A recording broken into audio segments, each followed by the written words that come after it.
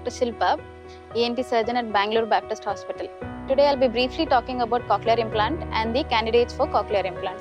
Cochlear implant is an electronically array which directly stimulates the nerve of hearing bypassing the inner ear or cochlea. There are two parts of it, external and internal. External part has to be owned by the patient, whereas internal will be placed surgically into the inner ear.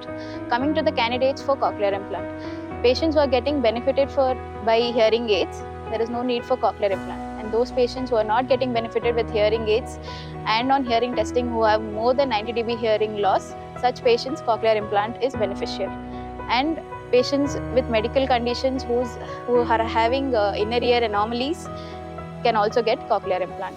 It is important to see at what age they lose their hearing, if it is before the development of speech or after the development of speech. If they lose their hearing after the development of speech, after the surgery, they can directly concentrate on management of hearing.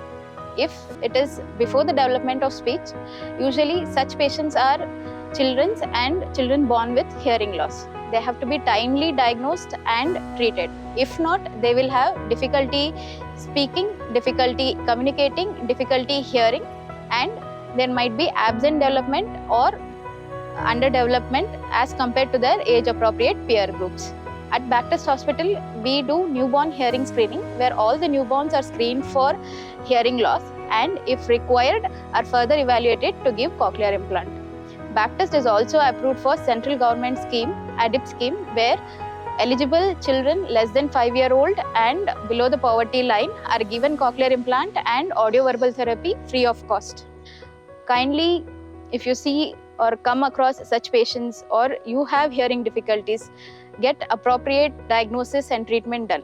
Thank you.